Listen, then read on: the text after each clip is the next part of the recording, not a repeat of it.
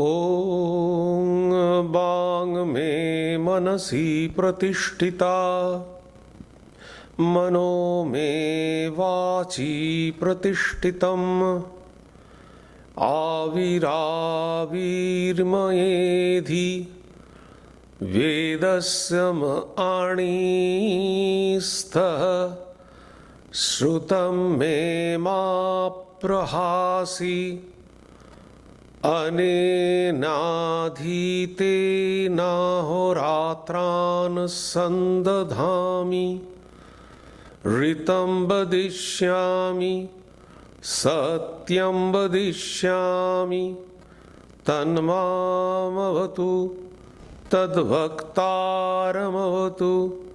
अवतु माम् अवतु वक्तारमवतु वक्तारम् ॐ शान्ति शान्ति शान्तिः हरिः ॐ।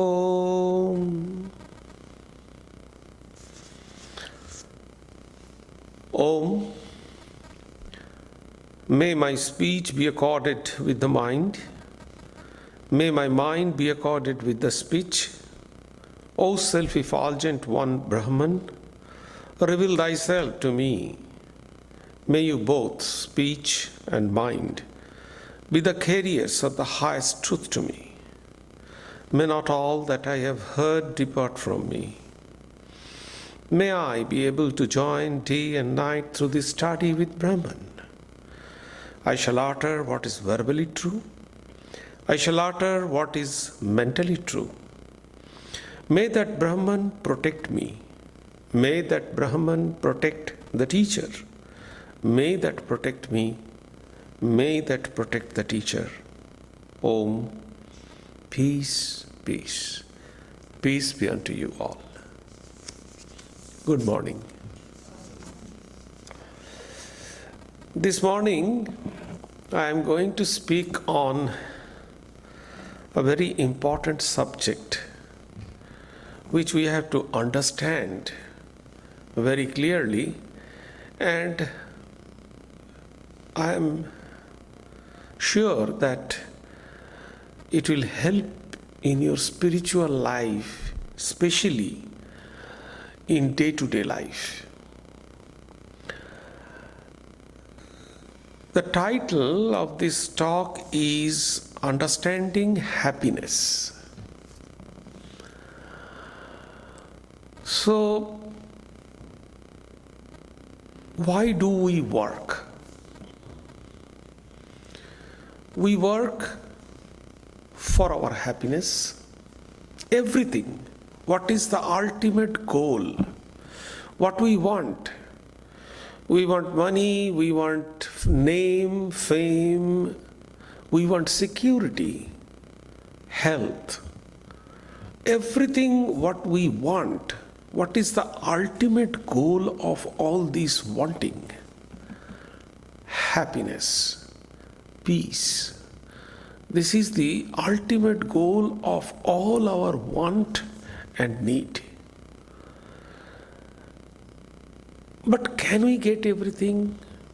Can we get the required happiness or expected happiness? If we just reflect on it, we can find that at the end of the day, we are unable to acquire or get the required happiness, the expected happiness. On the other hand, we find that we are in the side of suffering. That's why Lord Buddha, he gave the supreme verdict that life is nothing but sorrow. It sounds a little bit pessimistic, but it is reality, it is true. On the other hand, Vedanta says this life is completely blissful.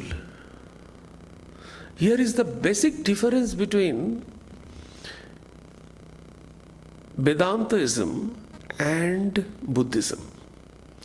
Where Buddhism is saying life is full of suffering, Vedanta says that we are the son of eternal bliss, Amritasya Putra. Everything is Amrita, blissful, Ananda.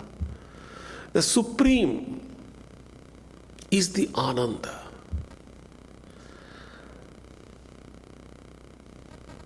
So why this difference? Definitely these are the academic philosophical difference. But why happiness? You see, the Vedantic rishis, the seers, they are the stalwarts in this particular path, in the path of spirituality. On the other hand, Buddha was another stalwart in the path of spirituality.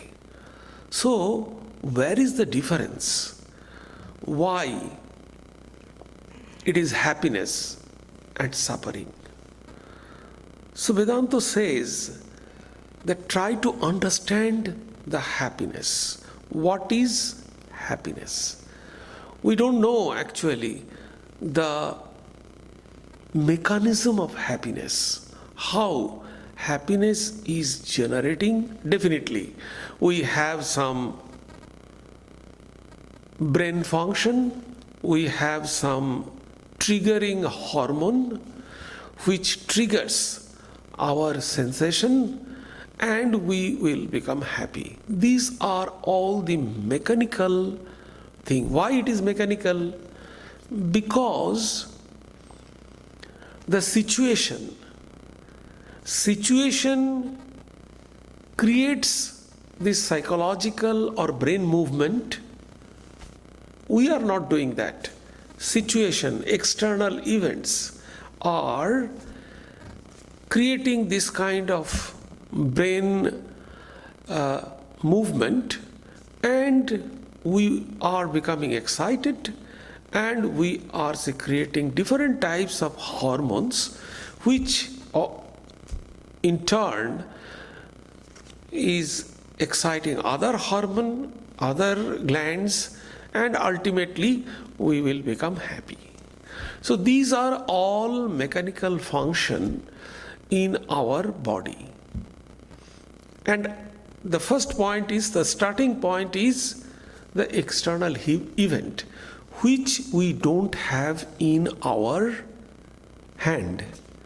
So if we have the control of making us happy, or we can have that control by which we do not be sorry, we do not be sad. If we have this kind of control, we can moderate, we can regulate the happiness and sorrow. We can face the challenges of life smarterly. And this is spiritual maturity, I would say. So, why we do not happy? The first point is this. We want to become happy, but why we do not get ourselves or see ourselves happy? It is because of mainly two reasons. Definitely one is philosophical reason, because the Vedanta says everything is Maya and you are ignorant, that is why you don't know how to become happy. That's the philosophical point. I am not going to that point. But besides that point, we have another 2 points. Number one is that we do not have sufficient efficiency in our health to enjoy boundless and endless enjoyment. Do we have? Take the story from the Upanishad of Janmenjaya. A king was there. He wanted to become happy throughout his life. And he was happy. The time came when the Lord of Death came, and he wants to take this king. This king with folded hands said, I don't want to go. I don't want to be dying. So what? Because I want to enjoy more life. Then the Lord of Death said that, okay, it is the rule. So only one exemption is there. So if you can add some extra ages from your son, then only I can allow you. So the father went to the son and said, can you please give some age, so I can add with me and I can enjoy.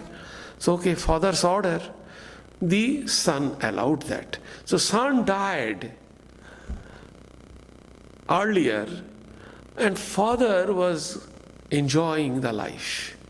Okay. Then one by one, actually the Janmenjaya, he had 1,000 sons, it is said.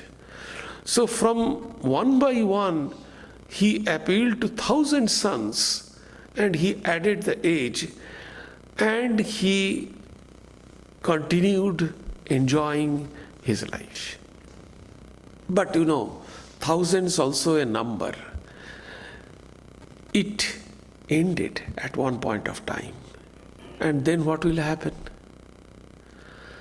So the lesson is this: we cannot sufficiently enjoy the life because of our health. The second point is that, so insufficient our health capacity. Then the second point is the resources. We do not have the sufficient resources to enjoy our life. We do not get sufficient equipments or things of enjoyment to enjoy our life. Food. Say if the food is the enjoyment of our object. So, yes, I enjoyed all the countries of this world, the food of all the countries of the world I enjoyed. Then it is finished. Where is the new food? There is no new food. Then everywhere, okay, starting with the national park, some of our devotees, they started going a trip with the national park. All the national parks of the United States. Okay, go ahead. Then all the countries. Okay. Then what will happen? Have you visited that place? Oh yes. Finished. Then where to go? So we don't have sufficient resources. Again, we need money also. That is also a kind of resource. So, if we want to be happy, if we want to get ourselves joyful, there is two problems. The problem of our physical healthiness and the problem of the resources, either money or things. So what is the solution then? People are adamant, they want happiness because ultimate goal of life is happiness. Here comes the first point, that our nature, why we want happiness, why we don't invite sadness intentionally. Is there any person in this world who wants suffering? I don't think. So, we all want happiness. Why? Because our real nature is happiness, joy. We cannot, but we seek happiness. This is the nature of ourself. We want happiness because our real nature is happiness. Now, what is the solution? Our self is seeking the happiness, but we cannot enjoy throughout our life because of our health and resources. Very simple. Then the thinkers, they jumped into it and they tried to find the solution of these two problems. And here we find that there are two turns, two ways. The thinkers of the West, they tried to find the happiness from the external world. They tried to develop different things of happiness, the scientific development. They tried to create some job opportunity, some opportunity for getting the resources. On the other hand, the Eastern people, they tried to find the happiness from within. There are two worlds, One is the external world. We are talking, we are thinking, we are enjoying. The other world is within. So we are thinking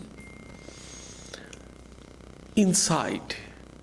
So that is our next world.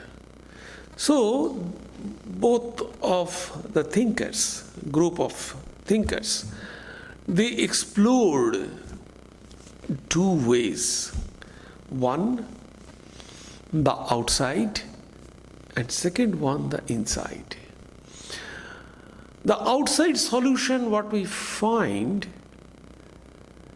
it seems not sufficient. And exactly what we do, we explore outside. Every one of us, we explore first. We try to find any of our solutions from outside. We are rushing from here and there. We are trying to catch different sources. So first, we try to find our solution from outside. It is our habit. But these Eastern people, they claim that they found the solution from inside. And what they found, and it looks like it is justified, the logic, the example they gave, it sounds very logical, practicable, and we can get happiness from this theory. Say they actually figured out some laws of happiness. The first, if we understand these laws of happiness, then we can understand what is happiness, and we can get real happiness. We can seek it and we can get it. So what is the first law of happiness? The first law of happiness is very clear. It says, all beings exist at a different level of consciousness. We all live different level of consciousness. So there are different levels of consciousness. And for every level of consciousness, there is a definite and fixed degree of happiness. What does it mean? Our happiness is fixed degree of happiness. Our happiness is fixed at certain points. There are different levels. And in different levels, we are identified with different levels of happiness. And at the point, say as for example, I am connected with this point of happiness. And the degree of happiness, the amount of happiness is fixed in this particular point. If I want to get myself happy more and more, I cannot, because the happiness is fixed at that particular point. What are the points of consciousness where our consciousness is attached? Indian philosophers, they said there are 5 points. What are the 5 points? The first one is the basic point. You must have known, some of you know, that the ladder, Abraham Maslow's ladder, the need. So there are different steps, kind of ladder, and the basic is the basic need, the physical need: eating, drinking, merrymaking. Most of the people are attached with that particular point. Their consciousness is attached with that particular point: eating, drinking, merrymaking. Then the next level is the energy, the vital level.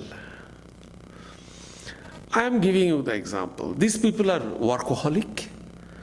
They work efficiently. They like working. I am giving the difference of these people. You can find it everywhere. Some people are very particular about their food, about their dresses, about their fun, about everything. And few people are there, they don't care about what they are eating, how much they are eating, their dresses. They like working. Where there is some work, they jump into it. And yes, we can work it. So this kind of people are there. So see, the priority. Some people have the priority on their dresses, on life, on their enjoyment. And some people, they have their priority to work. Then the third level is the mental level. Again, you see the difference between the people. Those who are in the mental level, they are generally the aesthetics. They are the artist. They can paint, they can play different instruments. So they are the artist. They don't care about their dresses, their fun, their food. They enjoy playing or singing or painting. Whole night they can paint. So their happiness is, the priority of their happiness is different. Then the next point is the intellectual point, the scientist. Do you think the scientist can paint? Scientist can, there are some exceptions obviously. The scientist can eat food, they are very conscious about their dresses, they are fun, they do not care. They know their laboratory, they know their research, everything. Their whole life is dedicated in their study. So see, the level changes. Accordingly, the priority changes, the object of happiness changes, everything changes. So, at one point, there are different points, these 5 points, and the final point is the spiritual. I am not going to that right now. That is the ultimate, the spiritual, eternal happiness.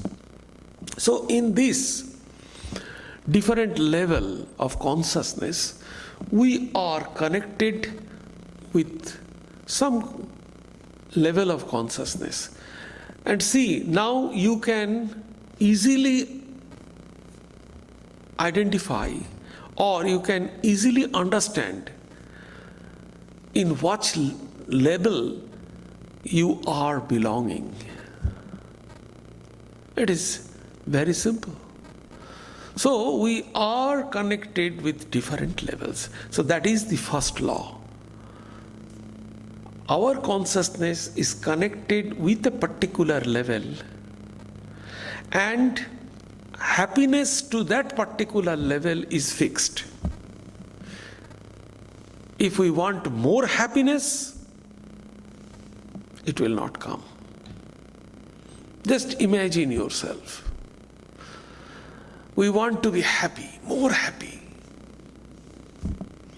It is fixed. You can try to become more happy, So this is the point. And Taittiriya Upanishads very clearly explained all these levels and what is the object of enjoyment, in which level. So this is the first important law. So if we want happiness more and more, we cannot get that, because we are at particular level.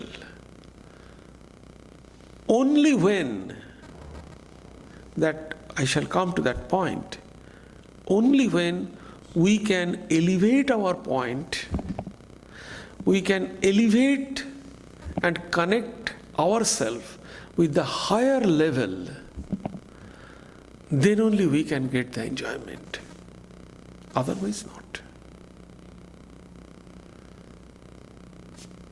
The second law of happiness. The degree of happiness associated with each level is independent of external event. We think that if we eat very sumptuous food, or if we travel to Italy, or if we go to the Yellowstone, that will be, or the Super Bowl, attend the Super Bowl. So we will become happier, the happiest person of this world. No. Our happiness is independent. In other words, it is not dependent on the external events or thing. Little bit weird, sounds weird. Our happiness is not depending on any external things. Why? We think that if I get a beautiful car, I will be more happy, But it is not. Our happiness doesn't depend. upon any external thing. How? What is the example? Do you think that a farmer produces huge paddy or huge crop, and a doctor successfully operating some patients, both are happy? Can you distinguish the happiness from each other? Can you say the doctor's happiness is more and the farmer's happiness is not? Both are happy. Another person is eating hungry and eating some kind of, the South Indian meal consisting of rice and hot curries, or some Western style of dinner, and third person prefers Chinese cuisine. So all are happy. Can you distinguish the happiness after eating food? Cannot.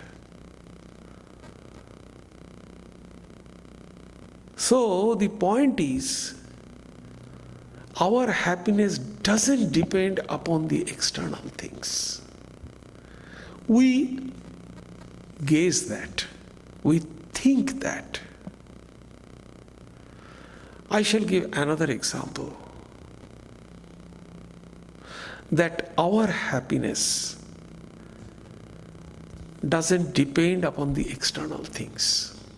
We think that yes, this is the thing, because we are so attached with the thing.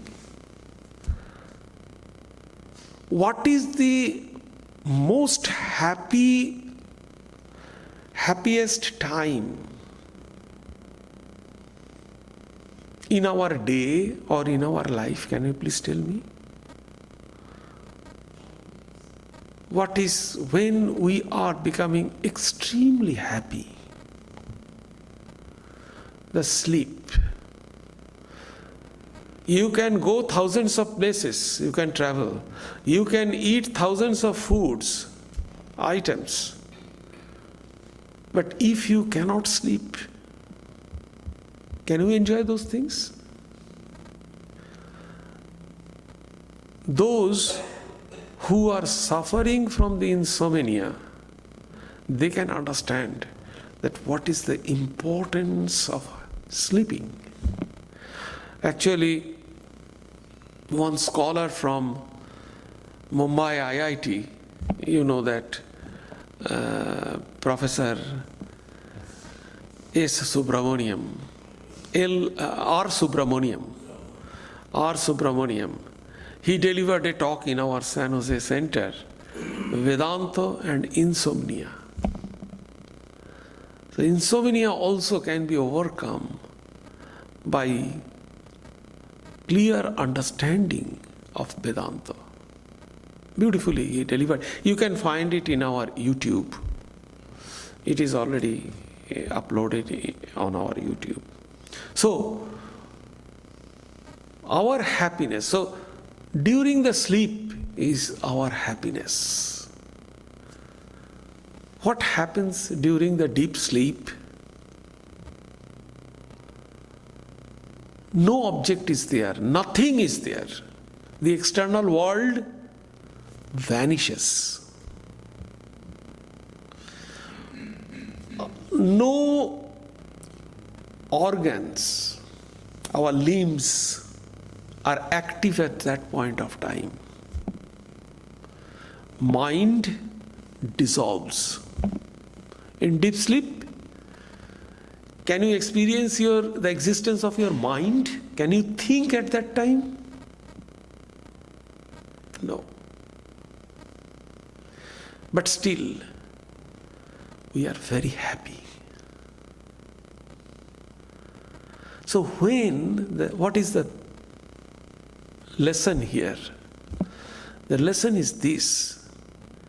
When we are disconnected, completely disconnected from the world, that is the happiest moment in our life.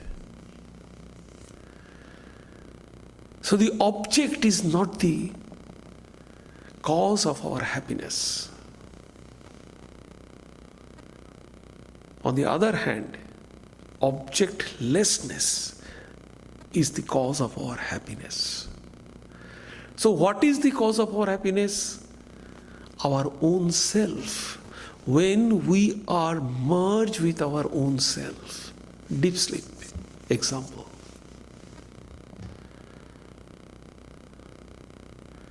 So the second point is, the cause of our happiness is not any external object.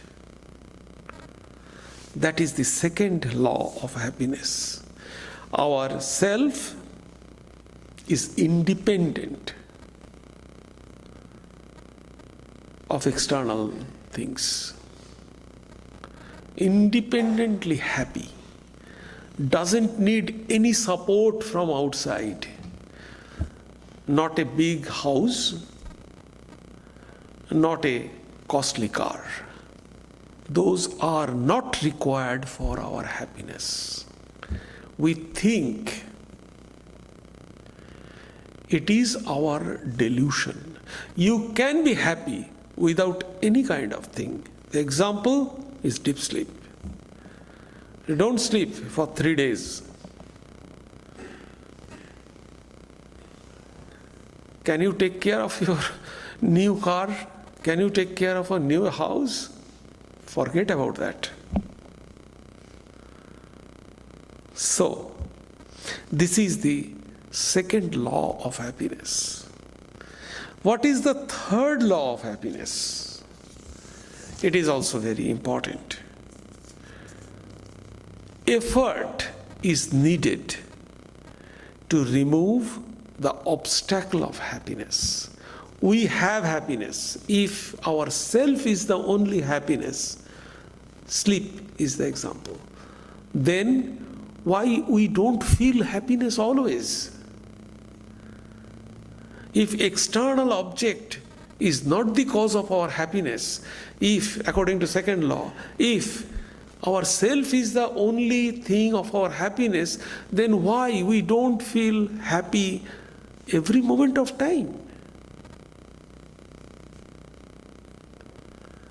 We should, but we are not. Why? Because we have some obstacles to understand this happiness. We have to remove these obstacles.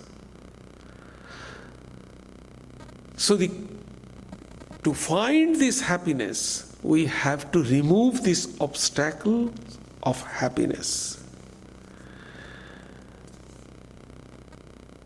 What are the obstacles? The obstacles are greed, hatred, jealousy. 6. There are 6 obstacles, plus 1.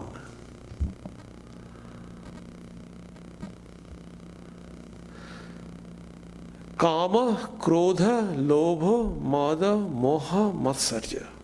These are the 3 Sanskrit words. These are the 6 obstacles. Kama, the desire. Krodha, the anger. Lobha, our greed. Mada, the attachment or some kind of. Moha, the delusion. Matsarja, jealousy, hatred. So these are the 6 points, plus 1. That 1 is egotism. Egotism is the next point. So egotism is connected with all these things. If egotism is not there, then we will not be connected with all these 6 enemies. These are called 6 enemies.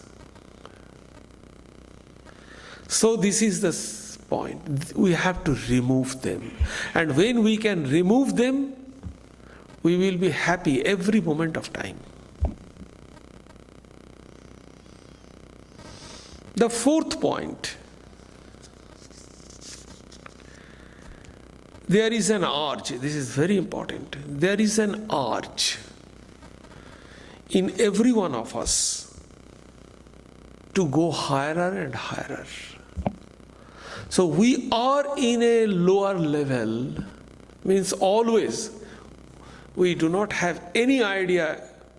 Whenever we get time, oh hello, this Saturday and Sunday we are free. Please make some program. Please have a trip. Let us go to some restaurant. If nothing is there, we shall simply, drive the car, but that's all. So something will be there. So that point is this: we have the opportunity to go higher and higher level. That is the point. And when we go to the higher level, automatically the lower level will fall apart.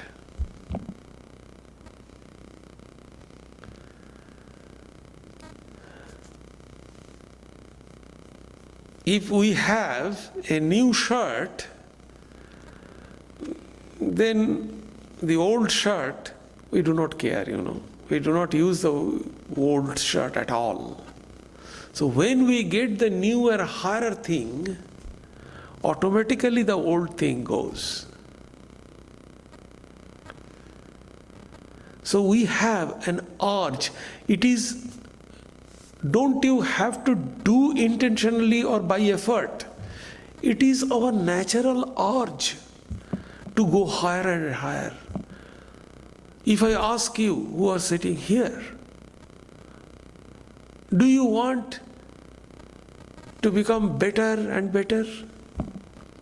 Yes, everybody. We want to go higher and higher. This is our natural urge. This is our natural tendency. So when we go higher and higher, by removing these obstacles, then we can get, or we can find ourselves more happier and happier and happier. This is the fourth law. Then the last and fifth law is this: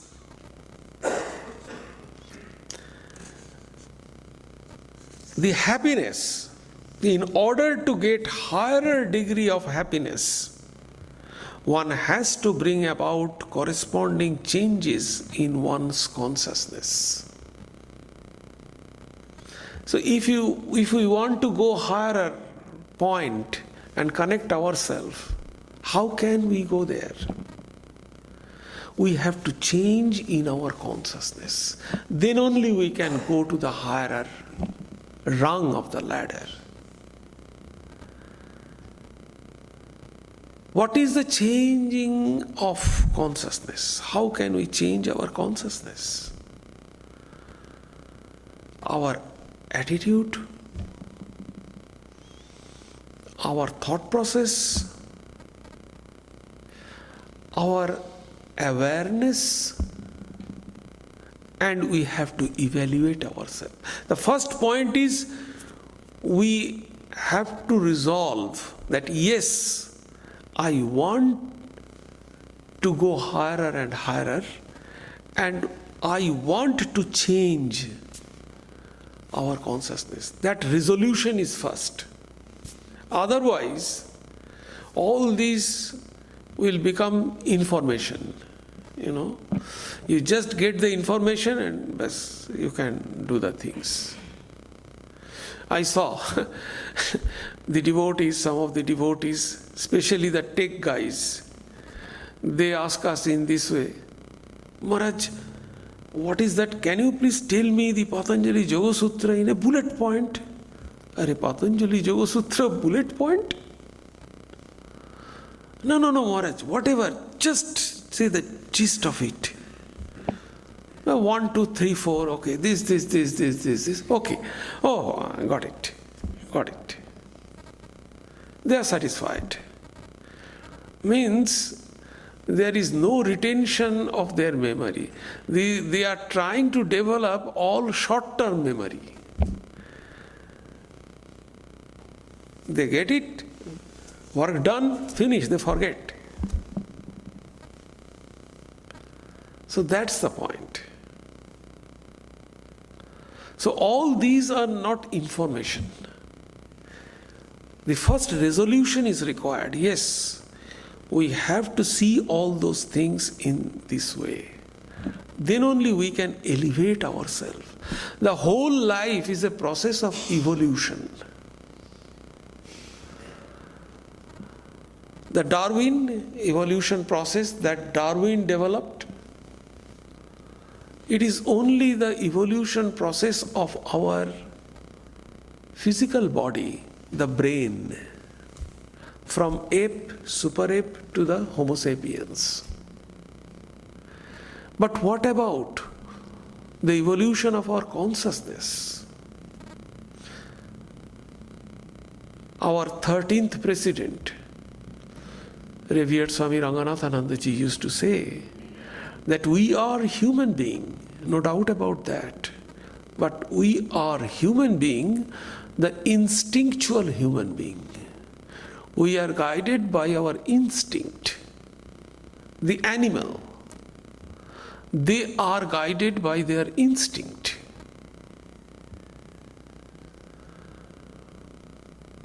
You can give the food, Swamiji in Jnana Yoga, he said, see how a person, a human being is eating and how does a dog is eating. A human being and a dog, they do not eat with same gusto.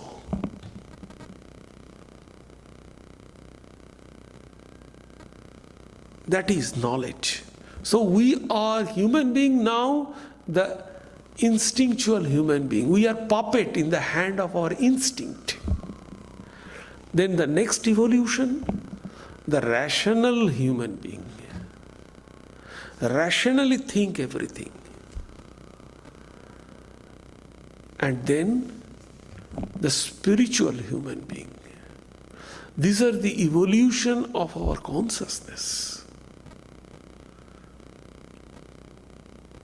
And again, the evolution we have, the more we can remove our obstacles, the more we can go higher and higher in our consciousness.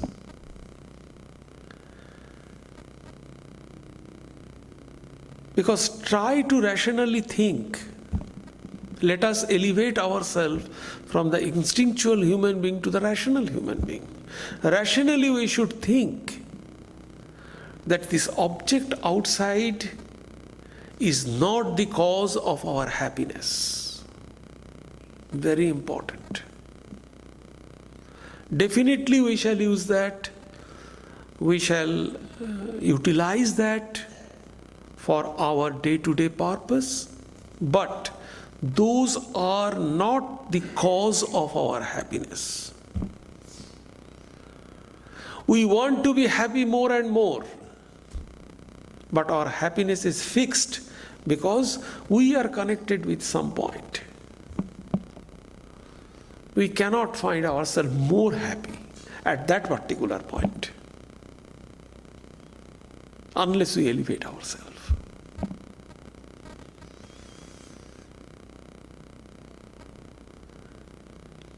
But one may argue that yes, we are happy if we get the fun, if we have our eating and drinking, and if we have that kind of situation, we are happy. Yes. Do you know, in that way also, we can forget ourselves. When we are in deep sleep, we forget ourselves. And when we are connected with the external world, we forget ourselves. When we are in a fun trip, when we are in a restaurant, when we are among the friends, how many times you think yourself? Not a single moment. So we are externally attached. We forget ourselves. So when we forget, it's a kind of, if somebody has a terrific problem, social problem, so they start drinking and they forget everything. But do you think this is the permanent forgetfulness? No. It will come back again. You take some, sleeping drug, it will come back again. We cannot bypass our problem by avoiding through other means. It will come back again.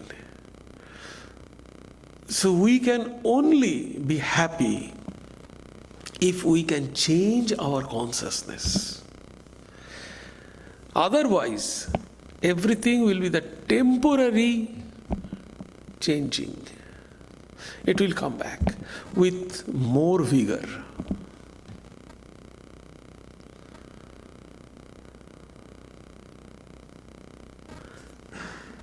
Think it. Try to elevate and remove the obstacles. This is the secret of our happiness. Don't too much cling with the external object, because external object cannot give you the happiness. Our happiness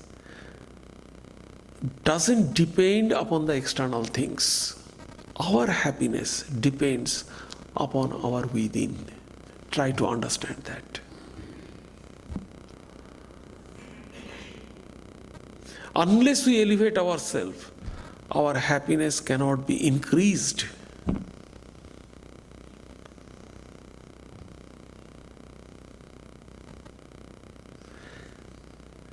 Do you have any question?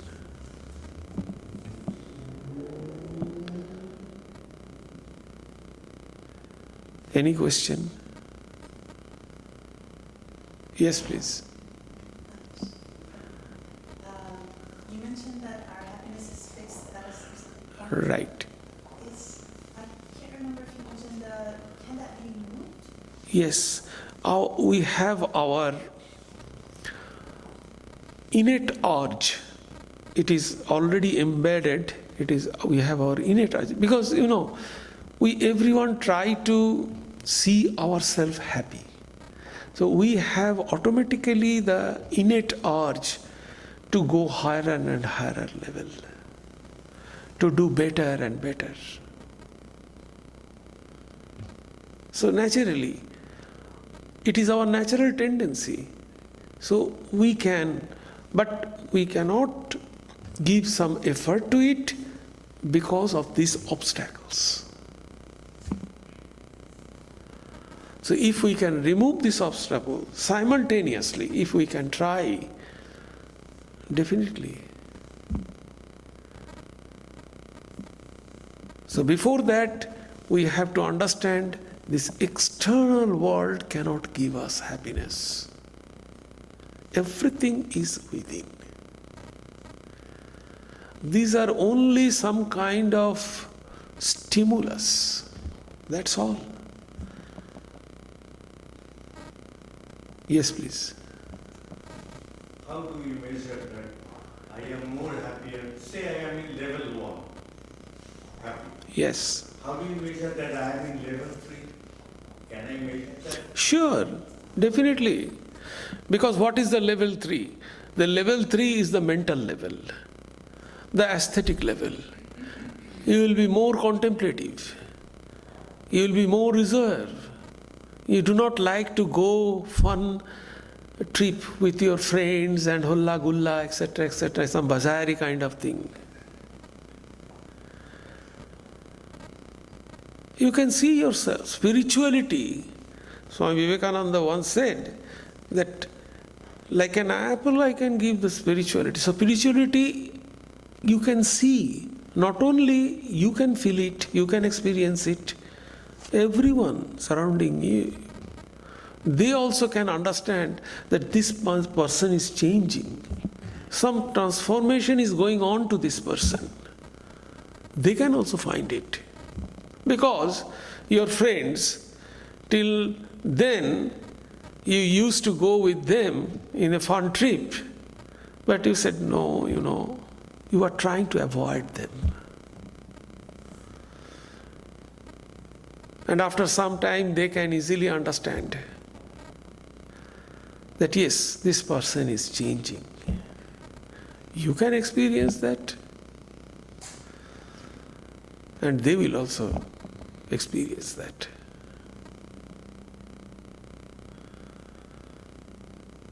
That's the point.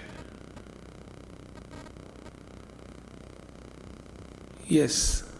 Yes, please. I wanted to ask about the 6 obstacles. Yes. That's one. Why is that fear is not part of the 6 obstacles for happiness? I mean, I would imagine that in today's world, most of us operate in the state of fear, right? It's either fear of illness, fear of Yes. financial insecurity. Fear is one of the point. There is a beautiful book.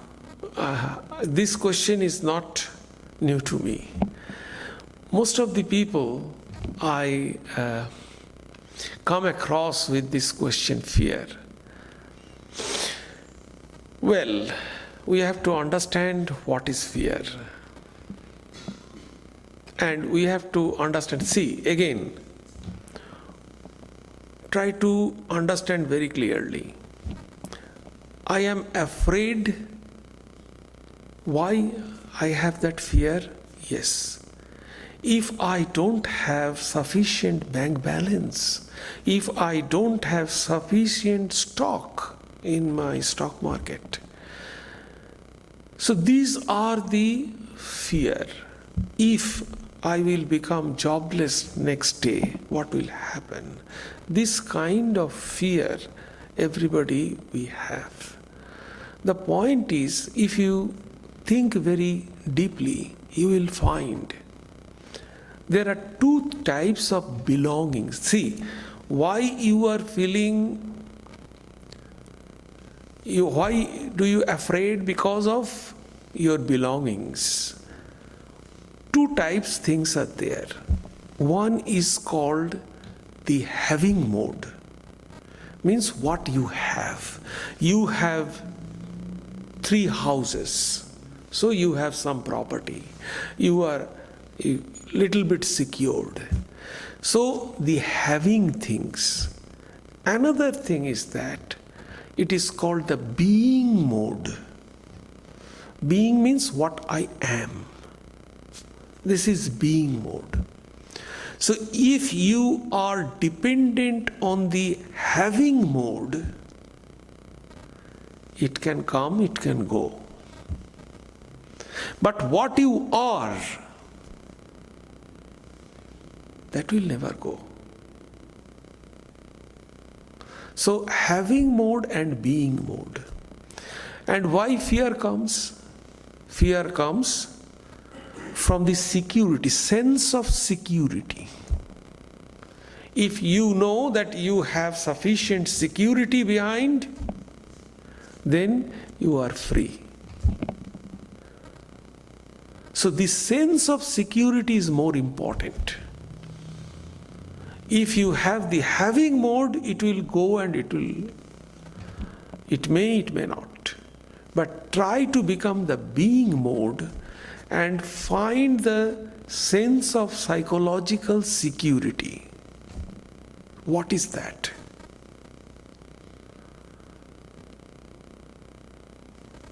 two. One, God. If you believe God is with me, I don't care anybody. If I lose everything, I know God is there. That kind of tremendous psychological security you have to develop. Just imagine a baby doesn't know anything.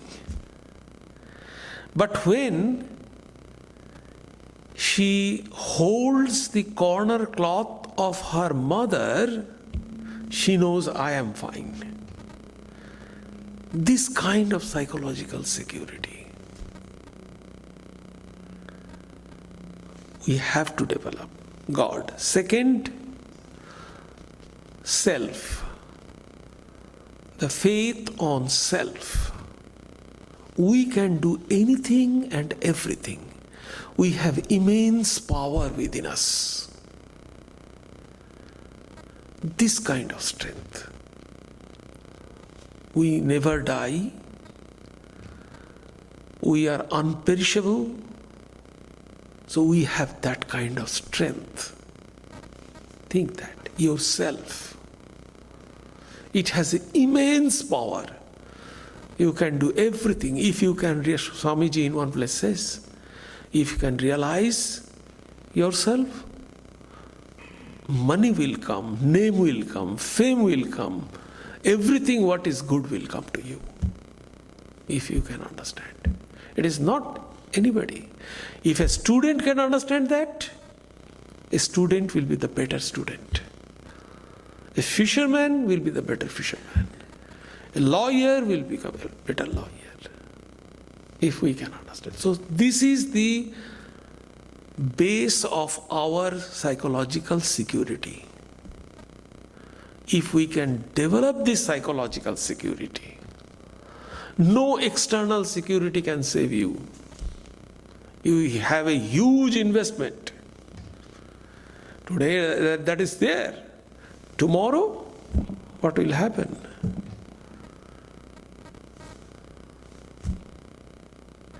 So that is the point.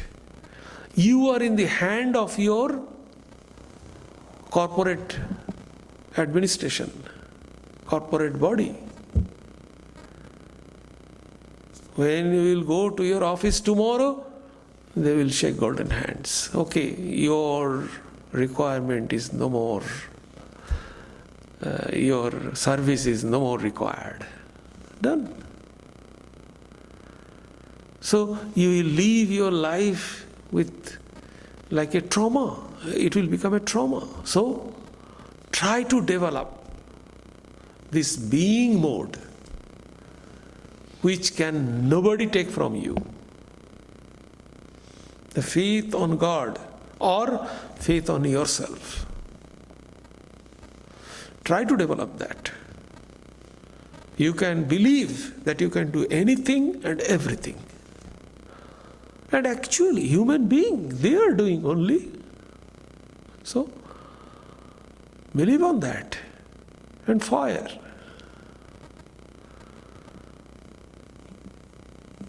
Because nobody can shake you if you have that kind of, develop that charge within you. Nobody can take that.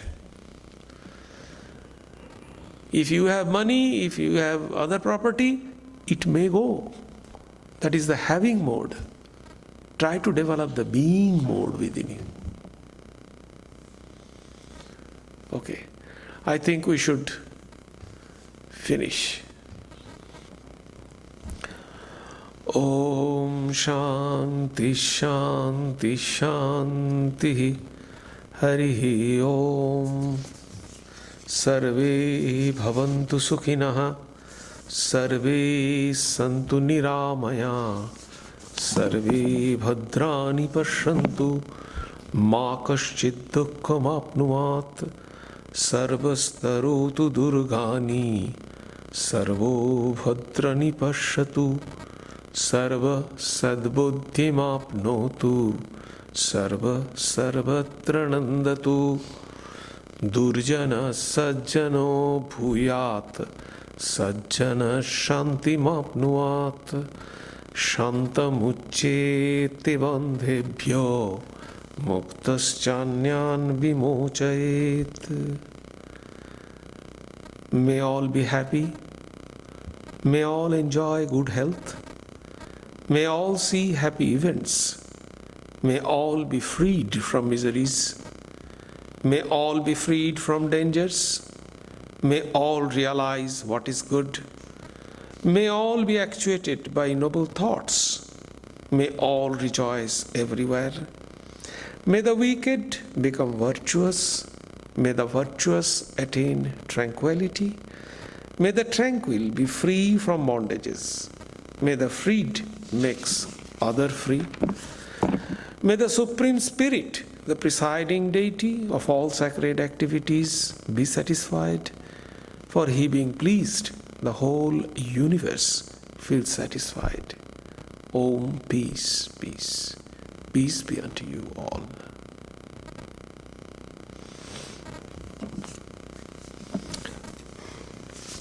We have few announcements.